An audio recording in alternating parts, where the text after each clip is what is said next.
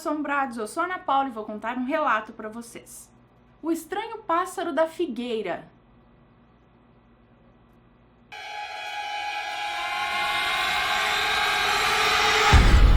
Histórias assombradas. O moço que nos conta esse relato tem 18 anos e atualmente ele mora na cidade de Anápolis, em Goiás. E ele diz que o estopim para que ele viesse até aqui relatar essa história foi o relato sobre a árvore assombrada. E antes de tudo, ele quer ressaltar aqui que boa parte da vida dele, ele viveu no interior. Ele diz aqui que muito se confundia e se fundia ao ambiente rural. E ainda que a infância inteira dele foi assistida pela avó materna dele, que foi uma mãe até o seu falecimento.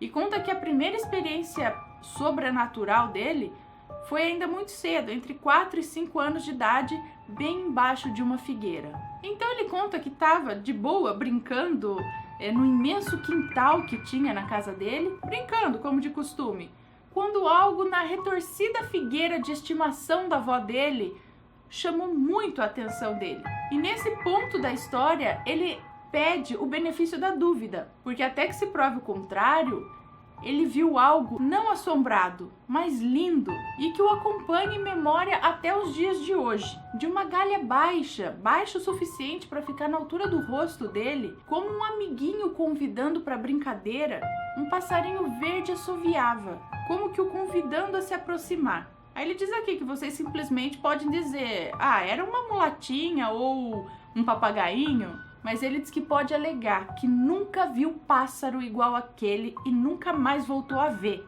Diz que o mais próximo que ele chega de um pássaro assim seria daquele pássaro papa-formiga, vermelho, embora ainda mais encorpado.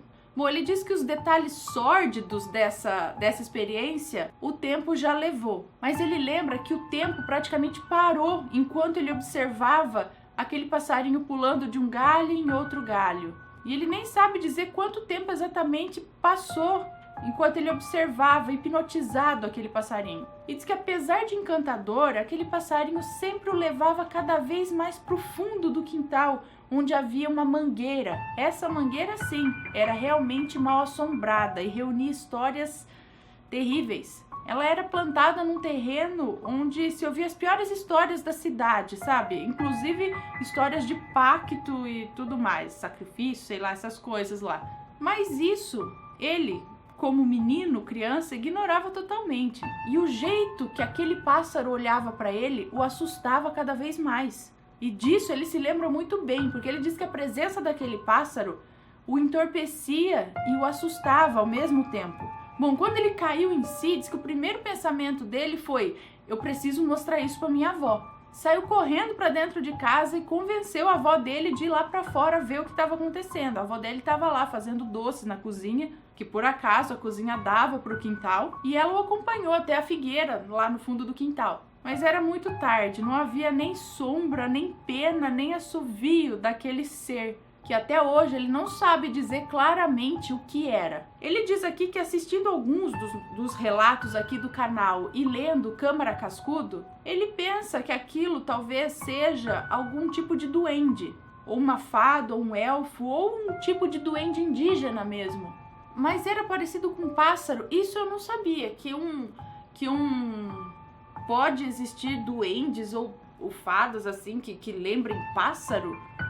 Mas ele diz aqui que é algo que ele nunca viu antes, nunca mais viu. Então não era bem um pássaro, era algo entorpecente, algo. Só que aquilo o levava cada vez mais para aquela região obscura ali daquela mangueira. Então, será que aquilo queria o bem dele ou queria atrair para alguma coisa ruim? Novamente, aquilo estava em uma figueira, daquelas árvores enormes lá, gameleiras, figueiras, paineiras e não sei, mangueira. Se você tem a sua história com essa árvore assombrada aí, manda pra gente. Se gostou do relato, deixa um joinha, se inscreve no canal, segue a gente nas redes sociais e compartilhe esse vídeo com seus amigos. Um beijo pra vocês e até o próximo relato. Tchau!